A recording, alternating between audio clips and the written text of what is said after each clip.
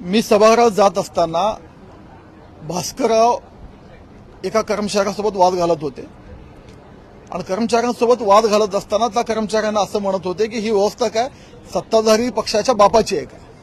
आणि मी त्यांना सांगत होतो की भास्करराव तुमच्यासारखे ज्येष्ठ सदस्य, या सभागृहातला अनुभवी सदस्य आणि सभागृहात वारंवार नियम कायदे सांगणारे तुम्ही, डेकोरम कशी सभागृहाची मेंटेन ठेवायची हे जर तुम्ही बुद्धी लोकांना शिकवणार आहेत, तुम्ही बाहेर येऊन अशा गोष्टी बोलू नका.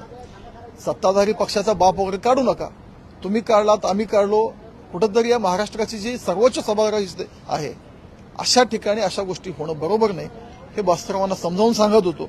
पण भास्करराव काय समजून घेण्याच्या मनस्थितीत नव्हते. कदाचित त्यांना जे अपेक्षित होतं की विरोधी पक्षनेता त्यांना मिळत नाहीये. सभागृहाच्या आतील जे व्यथित झालेले भास्करराव आहेत त्याचा फ्रस्ट्रेशन त्यात बाहेर जाणवलं.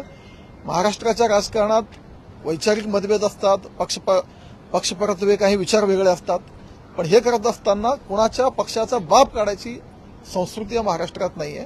आणि त्याचीच मी समज आणि विनंती करत होतो की असं तुम्ही बोलू नका. पण भास्करराव ते ऐकून घेण्याच्या मनस्थितीत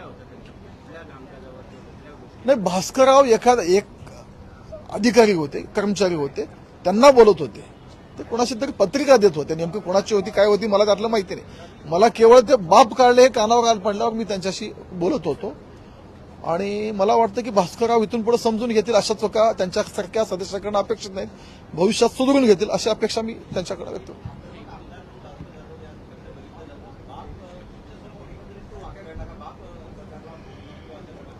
सत्ताधारी पक्षाचा बाप असा त्याने उल्लेख केला, त्यांच्यामुळे मला त्यांना बोलावं लागलं.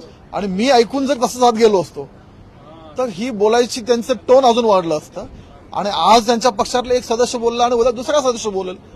शेवटी सगळे व्यथित आहेत.